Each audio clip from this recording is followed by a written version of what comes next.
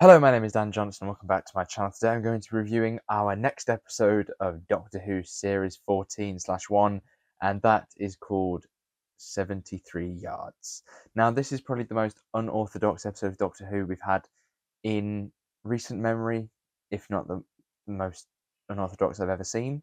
And I don't know if it stuck the landing. I'm going to talk about it more in better detail as I go through, but I do think this episode was pretending to be a lot smarter than it actually was.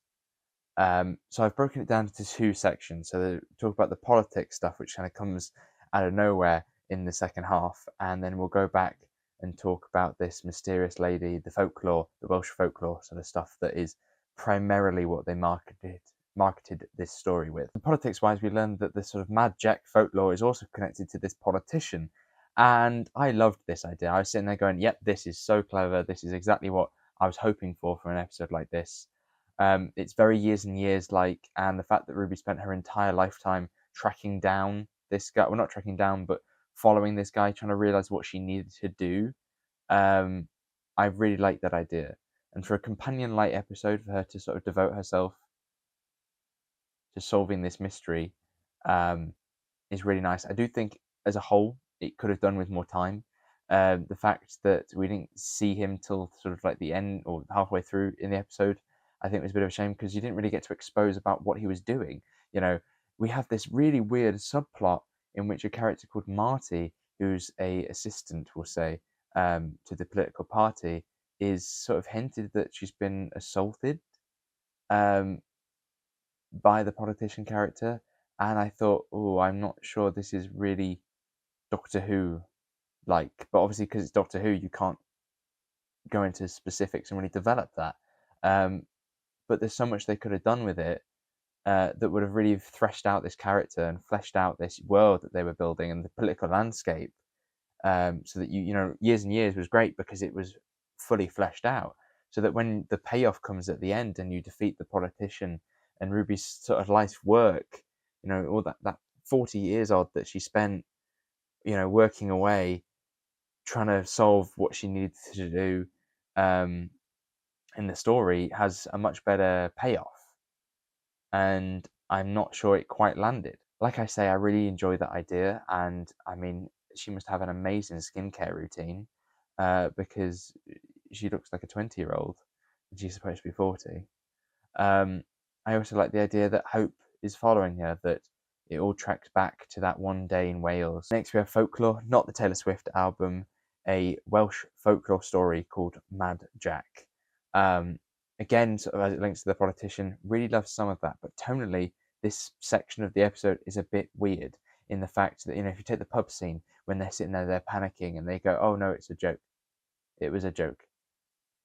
But it's also the grounds of the episode. It's the setup for the plot. And when you're sort of pulling things in, pulling them away, you're wanting to build suspense, but then taking the suspense away, it made me struggle to connect to the folklore, thinking that what if it is just all a big joke? Tonally, I feel like that was sort of all over the place. And obviously, you've got the politics stuff coming into it as well. So you've got this folklore, the politics, and this sort of sense of humor of, we're telling you a story, but we're going to tell you this story didn't actually happen.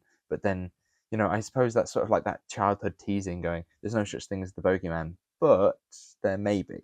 And I'm not sure if it quite worked. My massive gripe with this episode that left me massively dissatisfied, though, is that I don't think there's enough explanation. There's not enough closure, actually. That would be a better word, because we don't need everything to be explained. I don't need to find out the exact words that were said to Carla to cause her to run away. And Russell T Davies has said himself that he doesn't intend to tell us, that I imagine he hasn't even thought of the words himself. Although with that, I would like to know the justification. Why would Ruby say these things? Or is this just because it's folklore, it needs to be scary? Russell can sit there and say that the folklore kind of develops in this sort of, it lives in this sort of weird realm of things not quite making sense and being very mysterious.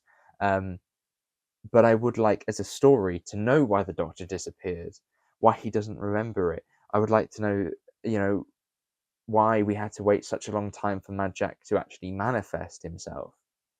You know, there's elements like that that feel less intentional and sort of like vague and more like mistakes. I don't think it's ridiculous to think that when you watch an episode of Doctor Who, you want to see the full story, you want to understand the elements of what's going on, and I wonder if Russell has slightly overstepped in being this vague, being this ominous. I'm not sure. I think time will tell, because I don't really want to be looking into theories of this, that, the other.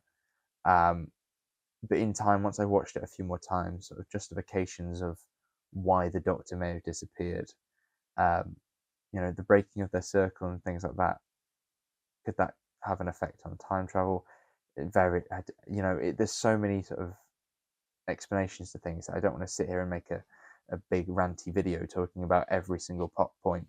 I like to keep these nice and short and sweet, but I think you can understand my point. And so that is 73 yards. Next time we have an even weirder episode called Dot and Bubble, which is about a social media world, and everyone talks on screens and everything's bright and colourful. It's a bit like Barbie Land. I'm looking forward to this one. I think it's going to be completely wacky, and I may be sitting here thinking next week, saying, I hate this, this was dreadful. But this is the first story that I've actually felt sort of lukewarm to. I enjoyed parts of it, but disliked parts of it as well. I will watch it again. I've seen it twice now, and probably will watch it a third and fourth time during the week. And as explanations and people start talking about the episode more, I may develop more and more of an appreciation for it. I don't really like to be negative with these reviews, but I do like to give my honest opinions on things and how I feel at the time. So that's it for today. Thank you very much for watching. Hopefully you did enjoy this video. If you did, make sure you give it a like, subscribe if you're new, and I shall see you soon. Goodbye.